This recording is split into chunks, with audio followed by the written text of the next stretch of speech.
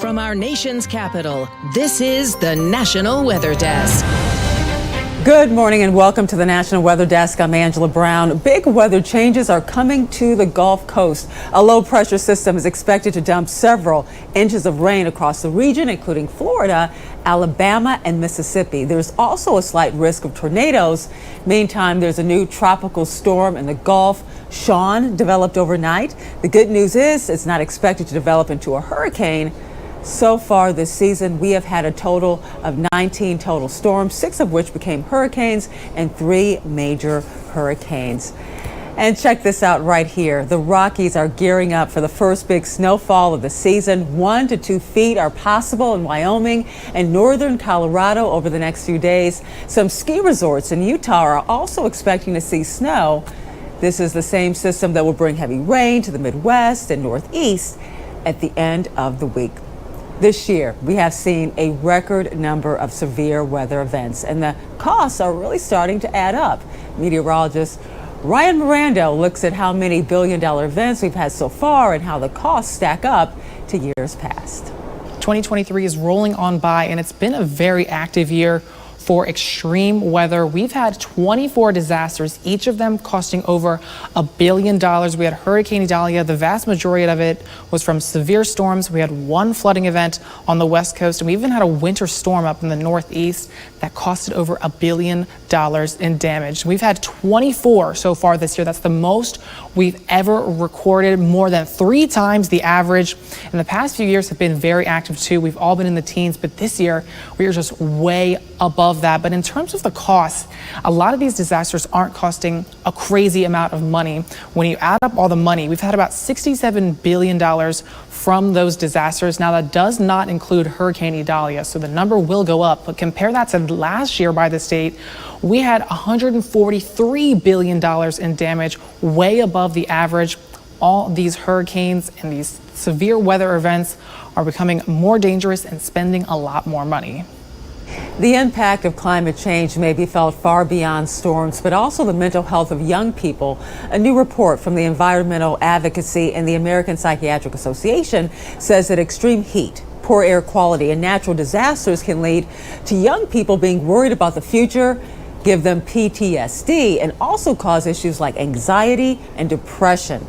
Now to some information that could brighten your mood. We have an update on your fall foliage report where you live. This map is from the explorefall.com. They have daily updates here. The darkest colors you see on your screen indicate peak color has already happened. You should instead focus on the red, which is peak, and there's plenty of red in the Pacific Northwest, Rockies, Northern Plains, New York, and New England.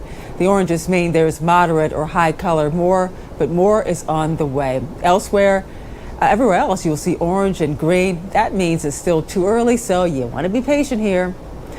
This Saturday, everyone in the continental U.S. will have a chance to see something called an annular solar eclipse. Meteorologist Ken Alexander looks at what makes an annular eclipse different than a traditional solar eclipse and where you can get the best views. Astronomical Display will be putting on a show for many folks across the U.S. this Saturday. The 2023 annular solar eclipse will occur the afternoon of October the 14th. Many of us are familiar with a total solar eclipse where the moon completely blocks the sun.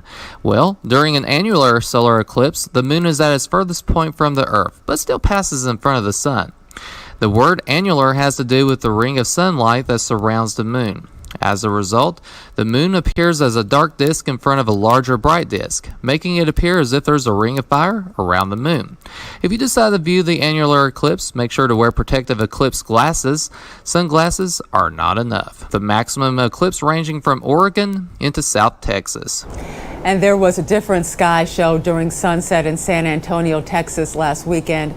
A sun pillar appeared in the sky. These vertical shafts of light form when sunlight reflects off falling ice crystals found in thin, high elevation clouds. Then those crystals align horizontally. They give the illusion of that vertical column of light. Sun pillars are most often seen when the sun is low in the western sky before sunset or low in the east just before sunrise. And given how they look, many UFO reports have been attributed to these sun pillars in the sky. Well, they are adorable, but experts are now warning people in Washington state to steer clear of local harbor seals. 3 adult seals in Puget Sound tested positive for bird flu. As reporter Kelly Koopmans reports, experts are telling us how it could impact humans and also our pets. Experts call it an unprecedented outbreak. And now that H5N1 avian influenza has jumped to harbor seals in Puget Sound, experts say this. The number of different types of animals involved, both birds and mammals, is something we've absolutely never seen before. Dr. Peter Rabinowitz with UW Medicine says those harbor seal infections identified on Marrowstone Island in August are the first on the West Coast and in line with what's happening in other parts of the world. He says this H5N1 virus family has, at times, been able to infect humans and cause severe disease. In general, there have been very few human cases of this particular strain. Usually when a person gets infected from a bird, infectious disease specialist Dr. Stephen Blatt says they do not pass it to another human. But as the virus gets more adapted to transmitting in mammals, there's a higher risk of it becoming a risk for a flu pandemic. While we need to keep it on our radar, experts say at the moment, the risk to humans in Washington state is low. To keep it that way, he says humans need to keep their distance from our marine friends. Storms don't usually or normally get our attention, but officials in California are warning residents about the hammerhead. Rich Rodriguez explains why it's so important to keep your hands off this unusual looking worm. Hammerhead worms are found in 30 states, including California. They are long and skinny, some worms as long as 15 inches. Dr. Kevin Williams with the California Department of Food and Agriculture says they've been around for more than 80 years. You can find them under rocks or in the garden soil. He says they seem to be most active at night or when it's especially raining. The most recent sighting was in northeast Fresno near Cedar and Alluvial. The person who shared these pictures says the hammerheads were just making their way across the sidewalk. It also goes by the name shovel-headed garden worm. While they're okay to admire, it's best not to touch them. The hammerhead is coated in toxic mucus. Dr. Williams says their toxins seem to be used against their prey or for defense. He adds, while they've been here for years, there doesn't seem to be any evidence of harm to humans being caused by them. While the hammerhead and earthworm are enemies, the hammerhead is a friend in the garden because it dines on slugs and snails. In Arkansas, city workers got to experience a unique wildlife encounter Tuesday morning. They found a rare albino squirrel. Griffin Damaris has more. It's been the year of animals in northeast Arkansas, from black bears to alligators to parrots. So we decided to add one more to the mix, but this one is definitely something you don't see every day. But when I actually seen it, I didn't like it. Honestly looked like a rat.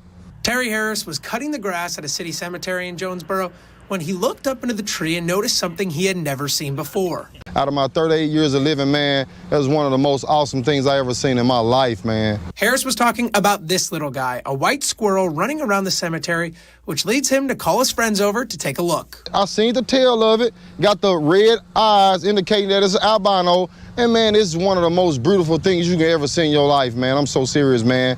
The albino squirrel is very rare, and Harris said they work out in cemeteries all the time and had never seen anything like this. We see deers over there, we see groundhogs, we see rabbits, but to see something like this out of 38 years of my life, man, like I said, it's astonishing, man. The squirrel spent the day hanging out in a tree while people around it took in the chance to take a look. As Harris said before he left, he wanted to make sure he stopped by one more time. I'm gonna try to get down there before we actually go to our other job and get down there and see it again. And we have a winner here. The Fat Bear Week finals came down to Chunk on the left and Grazer on the right. And with more than 80% of the vote, Grazer captured her first Fat Bear Week title. You may remember Fat Bear Week is how Katmai National Park celebrates its bear population as they fatten up for winter hibernation. Grazer is the third female bear to win the title. More than 1.3 million votes were cast in the tournament, which is a new record.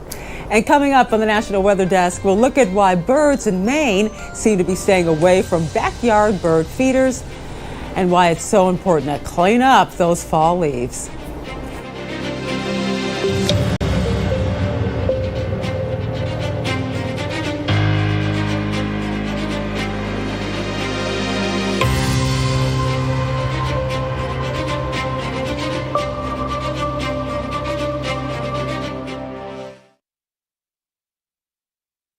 I'm meteorologist Charlie Lopresti with Look at the Northeast. Temperatures in the Northeast look seasonable today with most towns topping out in the 60s. We should see a fair amount of sun developing after some morning clouds and fog. Might take a little while to burn that off. There is the slight chance for a passing shower.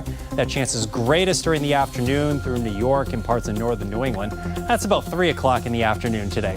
More of the same should be expected on Thursday. The difference that day, there's a front moving through. There's the chance for a passing afternoon shower once again with temps in the 60s and 70s. I'm meteorologist Jonathan Myers, and here's a look at the Mid-Atlantic region. A crisp start for most as we head through Wednesday morning. By lunchtime, well into the 60s and sunshine and near 70 into the afternoon hours. Actually looks like a very nice end to the day. And we're going to stay pretty nice, I think, for most of us through the end of the week. But the moisture out to our west, that's going to get kind of scooped up into our next weather maker, and area-wide could get a chance of rain by the weekend. That's the scene here. I'm meteorologist Vetus Reed. Here's a look at your temperatures for the highs today. We're looking at Raleigh, 74 degrees, 75 Birmingham, Mobile at about 71 degrees, 89 in Tampa, 87 West Palm. We have moisture that's moving up out of the south. The Gulf has this low that's going to continue to bring some Gulf moisture over the south, over towards Biloxi, as well as Pensacola, moving up towards Mobile and Atlanta, getting some showers as we get into tonight. And then on the backside of this, we'll start to clear out, but definitely it looks like kind of a soggy forecast through Wednesday afternoon and night.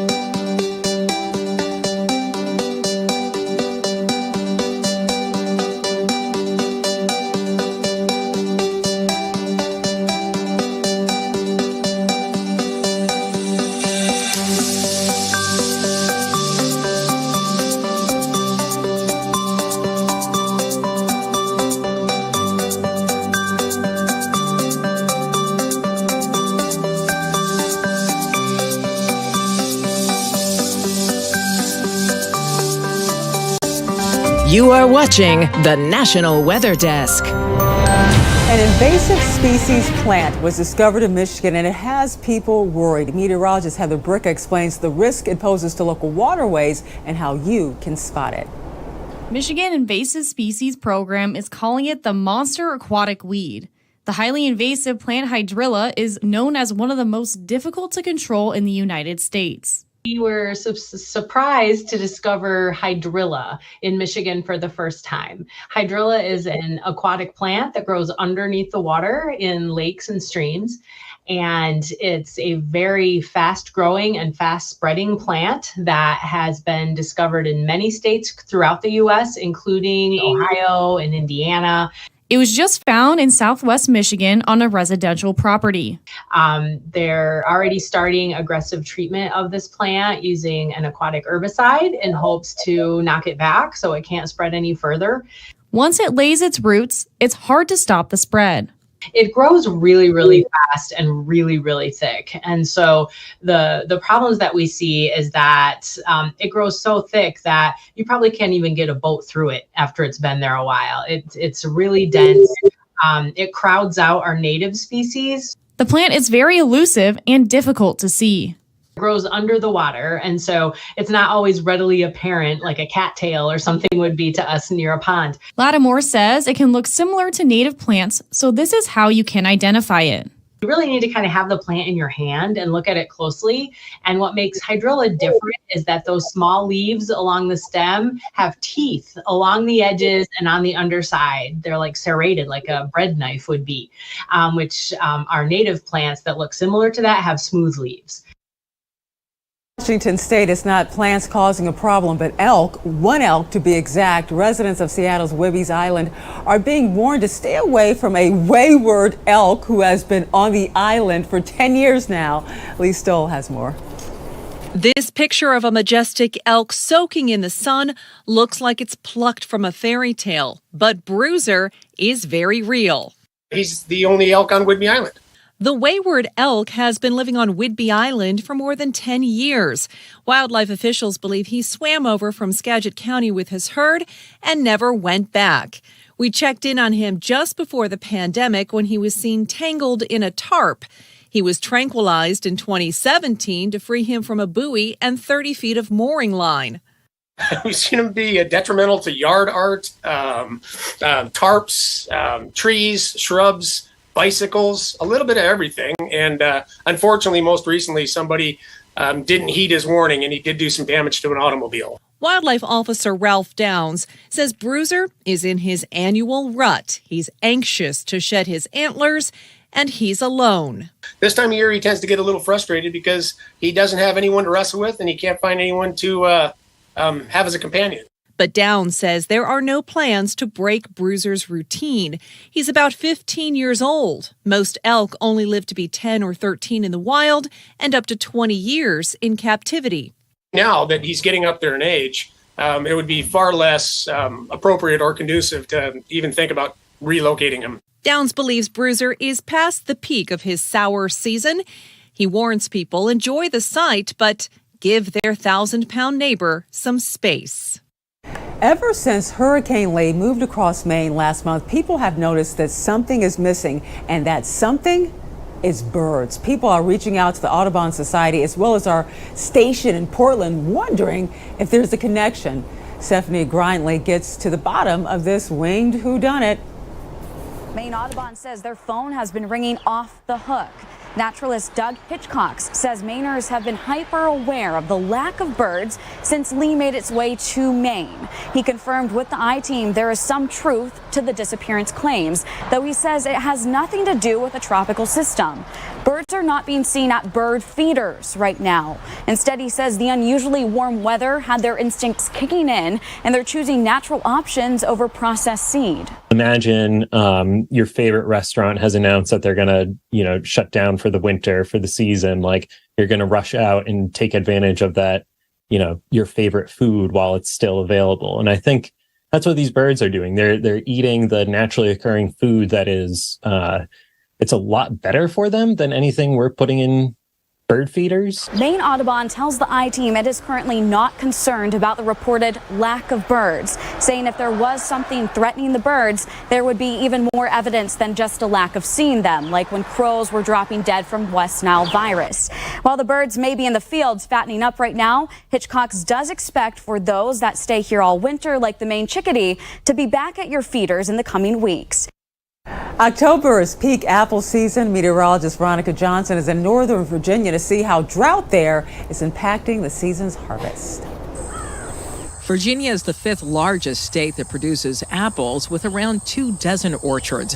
Unfortunately, many of those orchards are in areas where we're seeing moderate to severe drought conditions. Exposed ground dries up much faster than covered ground does. When you come out to our orchard, you'll see grasses, clovers, different weeds and vetch and cover crops underneath our trees that we graze with sheep and chickens. We think of it as balancing and holding the moisture in to withstand the drought season, creating a more resilient tree, promoting its immune system, and really making it to withstand anything that nature throws at it. Over the last 6 months, rainfall is down nearly 4 inches. Thinning was another thing of just making sure that during a drought season, you don't want to have the trees with too many apples on them. The tree can only send so much energy to its apples. So by knowing that we're in a drier season, we decided to actually knock off a little bit more fruit this year, because if we didn't, the apples would be very small. Orchardists like Andrew Taylor employed what he calls regenerative agricultural practices to get the most from apple trees. We're seeing the trend this year to be about 10 days earlier from when we're typically harvesting our apples. The exposed sunshine, less rain, apples are coming in about 2 weeks earlier. Apples are ripening and dropping sooner from the stress of the drought. The sunshine is really what is bringing in the sugars right at ripening. We've seen a lot more drop off our trees earlier and earlier. So the trees are ripening faster, and then the apples are actually falling, meaning that they're ready to pick. Taylor says with the early October sunshine and warmth, the apples have continued to ripen fast and will still taste sweet. Parts of the country are in peak fall foliage. This means plenty of leaves are starting to cover the ground. Christina Ernie posted on TikTok about why it's so important to get those leaves cleaned up. Here are 3 reasons why it's so important to do your raking, your leaf blowing, and all of your fall cleanup. Number 1, leaves are more slippery than ice when wet. You can take a nasty fall or skid with your car. Number 2, they can clog drains and cause flooding in the fall. Number 3, leaves left unraked can actually harm your grass. In the winter and the spring months, it can promote mold under snowpack and ultimately harm your grass and even make it not grow next spring. Take another short break. Views of Michigan from above.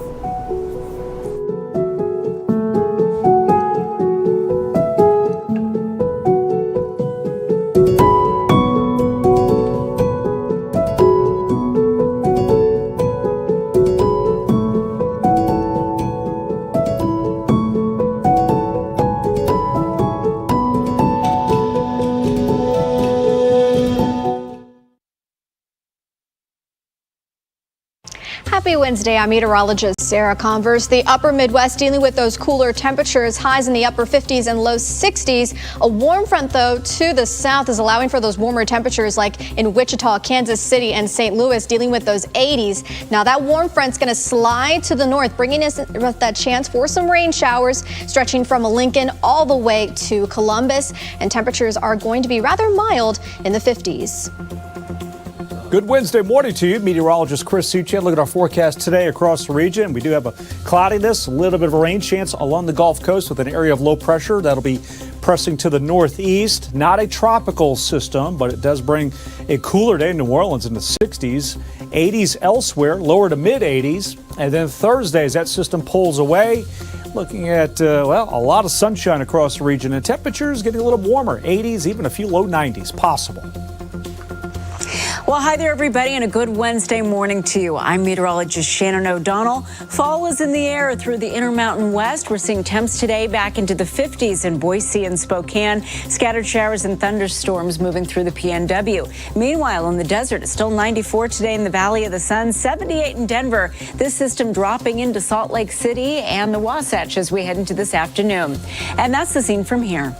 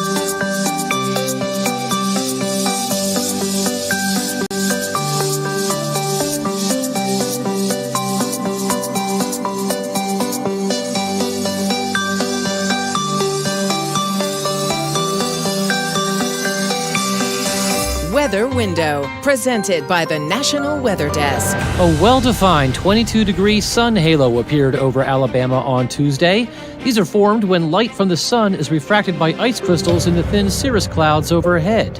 And some of the country's best fall colors right now can be found in the Mountain West, including here in Utah, as well as in New England, especially northern and western Maine. Want to see your weather photos and videos on TV? Click Chime In on this station's website to share.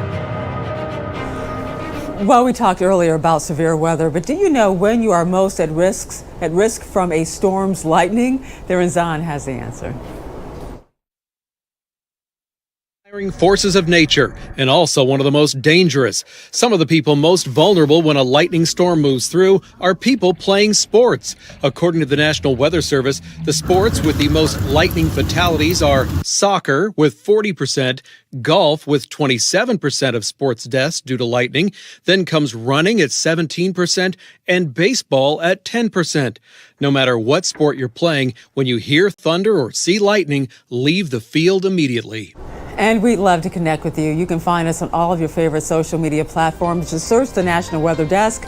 We'll be right back.